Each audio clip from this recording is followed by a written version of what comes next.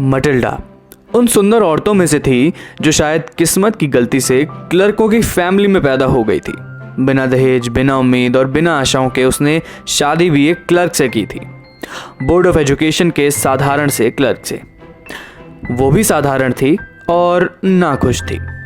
हर वक्त मटिल्डा को लगता रहता कि उसका जन्म जिस ऐशो आराम के लिए हुआ है वो इस पुराने टूटी दीवारों वाले मकान में बर्बाद हो रहा था। मिस्टर लॉयजल केवल साधारण से पॉट पाई खाकर कहते कि इससे बढ़िया चीज नहीं खाई यार। तब मटिल्डा महंगे चांदी के बर्तनों में परोसे गए सुंदर खाने के बारे में सोचती। उसके पास कोई महंगा कपड़ा या कोई हीरे जवाहरात नहीं थे और उसे बस उन्हीं चीज़ों से प्यार था। मटिल्डा अपनी स्कूल की अमीर दोस्त से मिलने भी नहीं जाती थी। उसकी अमीरी देखकर मटिल्डा को रोना आता था, वो परेशान हो जाती थी।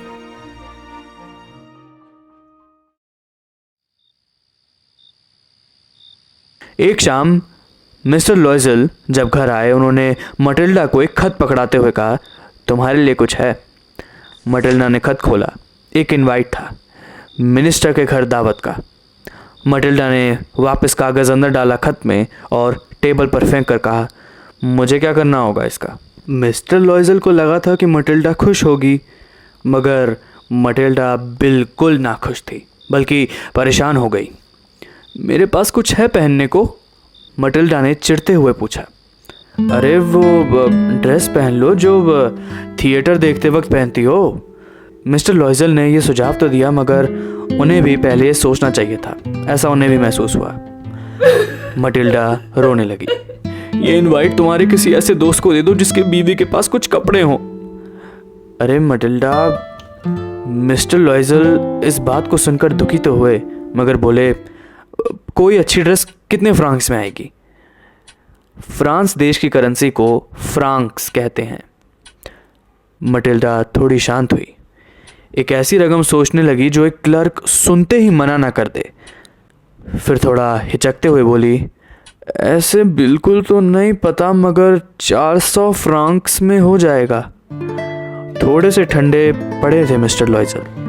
ऐसा इसलिए क्योंकि उन्होंने ठीक इतनी ही रकम एक गन खरीदने के लिए बचा रखी थी जिससे वो दोस्तों के साथ शिकार पर जा पाते। वो बोले, ठीक, दिए तुम्हें 400 फ्रांक्स, मगर एक अच्छी ड्रेस लेना। पार्टी का दिन पास आ गया था और मटिल्डा उदास थी। मटिल्डा की ड्रेस लगभग बन के तैयार थी।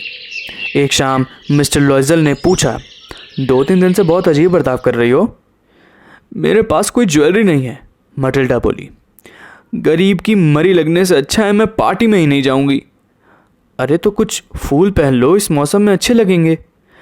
नहीं, मटिल्डा बोली, उन अमीर औरतों के बीच में गरीबी दिखाने नहीं जाना मुझे।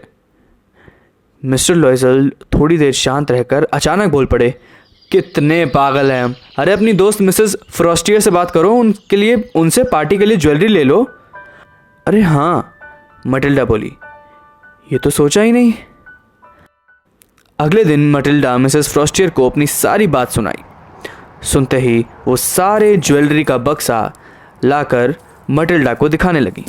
मटिल्डा ने सब कुछ ट्राई किया, ब्रेसलेट, बैंगल्स और कुछ नेकलेस। और फिर मिसेस फ्रॉस्टियर से पूछा, कुछ और भी होगा क्या। हाँ हाँ बिल्कुल। मिसेस फ्रॉस्टियर ऐसा कहकर एक ब्लैक सैटिन का बॉक्स निकालकर मटिल्डा के सामने रख दिया और उस ब्लैक सैटिन बॉक्स में था डायमंड नेकलेस। ये ले सकती हूँ।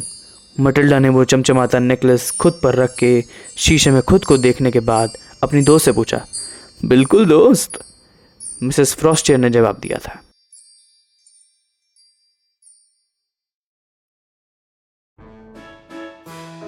पार्टी का दिन आया। मटिल्डा पार्टी में सबसे खूबसूरत लग रही थी। हर किसी की नज़र मटिल्डा पर ही थी। वो खुशी से नाचती, झूमती और बस इसे अपनी जीत समझती। पार्टी सुबह 4 बजे तक चली। मिस्टर और मिसेस लॉयजल के घर जाने का समय हो गया था। मिस्टर लॉयजल ने एक सस्ती सी शॉल जब मटिल्डा को दी, तब मटिल्डा बिना किसी की नज़र में आए वहाँ से निकल जाना चाहती थी बस। अरे रुको, बग्घी बुलाने दो, मिस्टर लॉयजल चिल्लाए मगर बिना रुके मटिल्डा उन सीढ़ियों से उतरती हुई नीचे सड़क पर पहुंच गई। नीचे सड़क पर उन्हें कोई बग्घी नहीं मिली। थोड़ी देर उन्हें पेरिस की सड़कों पर नदी किनारे पैदल चलना पड़ा। आखिरकार उन्हें एक बग्घी मिल ही गई। घर पहुंचकर मिस्टर लॉयजल को यह ध्यान था कि उन्हें सुबह 10 बजे ऑफिस भी जाना है। वो कपड़े बदलने लगे। यही मटिल्डा एक आखिरी बार खुद को फिर से उस सुंदरता में देखना चाहती थी, इसलिए उसने वो सस्ती शॉल उतारी। मटिल्डा की चीख निकल गई। वो डायमंड नेकलेस उसके गले में नहीं था। क्या हुआ? लॉयजल ने पूछा। नेकलेस नहीं है। मटिल्डा कुछ समझ नहीं पा रही थी। क्या? मिस्टर लॉयजल घबराए।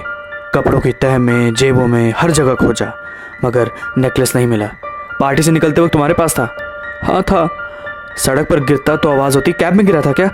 हाँ शायद हो सकता है। लॉयजल भाग कर उन रास्तों पर गया जहाँ से वो आए थे। उस बग्घी का नाम, नंबर, मॉडल याद नहीं था दोनों को। मटिल्डा इवनिंग गाउन में ही बैठी रही। उसकी हिम्मत नहीं हो रही थी कि वो सो पाए। तकरीबन 3 घंटे बाद 7 बजे सुबह मिस्टर लॉयजल वापस आए, खाली हाथ। तुम अपनी दोस्त को लिखो कि उस नेकलेस का हुक टूट गया था, 1 हफ्ते में बन जाएगा। इस तरह उन्हें 1 हफ्ते का टाइम मिला तो था मगर 1 हफ्ते बाद भी नेकलेस नहीं मिला। बग्घियों के ऑफिस में, पुलिस स्टेशन में, अखबारों में, हर जगह उन्होंने इसकी खबर दी थी मगर फिर भी नेकलेस नहीं मिला। अंततः उन्हें नेकलेस बदलना होगा, ऐसा उन्होंने फैसला किया। 36,000 फ्रांक्स में बिल्कुल वैसा ही हार पेलाइस रॉयल नाम की एक दुकान में मौजूद था। मिस्टर लॉयजल के पिताजी के छोड़े हुए 18,000 फ्रैंक्स थे उनके पास। बाकी के मिस्टर लॉयजल को उधार लेने पड़े। आखिर में डरते हुए 36,000 फ्रैंक्स का वो हीरों का हार मटिल्डा मिसेस फ्रॉस्टियर के पास वापस लेकर गई। मिसेस फ्रॉस्टियर ने कहा, जल्दी लौटाना चाहिए था ना, मुझे भी तो ज़रूरत पड़ सकती थी। मिसेस फ्रॉस्टियर को शक नहीं हुआ और अब उधार चुकाने की बारी थी मटिल्डा और मिस्टर लॉयजल की। मिस्टर लॉयजल और मटिल्डा 10 साल तक कर्ज अदा करते रहे। मटिल्डा घरों में झाड़ू लगाना, सफाई करना, बर्तन धोने का काम करके और मिस्टर लॉयजल दिन के वक्त ऑफिस का और रात के वक्त कॉपिंग का काम करके उधार आखिरकार चुका चुके थे। अब वो उस मकान में नहीं थे, किसी एक कमरे को किराए पर लिया हुआ था उन्होंने। अब उनके यहाँ काम वाली नहीं थी। मटिल्डा खुद जाकर पानी भर के सीढ़ियों से अपने किराए के कमरे तक लाती जो एक छत के ऊपर बना हुआ था। उसकी आवाज़ चुभने वाली कर्कश हो गई थी। मटिल्डा अब बूढ़ी लगने लगी थी। बिखरे बालों, लाल छिले हाथों और पुराने घिसे कपड़ों में शाम को वो सोचती उसी पार्टी के बारे में जहां वो सबसे खूबसूरत थी। सोचती अगर वो हार नहीं खोता तो क्या होता।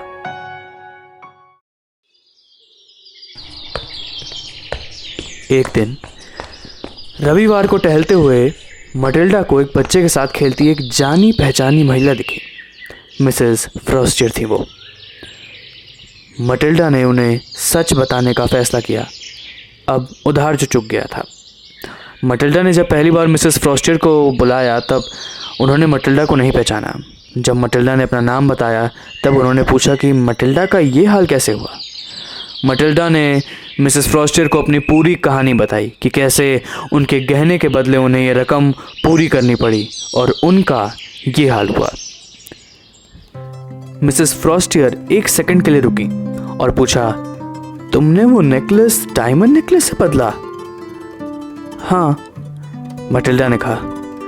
मिसेस फ्रॉस्टियर मुस्काई और बोली, अरे मटिल्डा, मेरा वाला नेकलेस नकली था, वो तो बस 500 फ्रांक्स का था।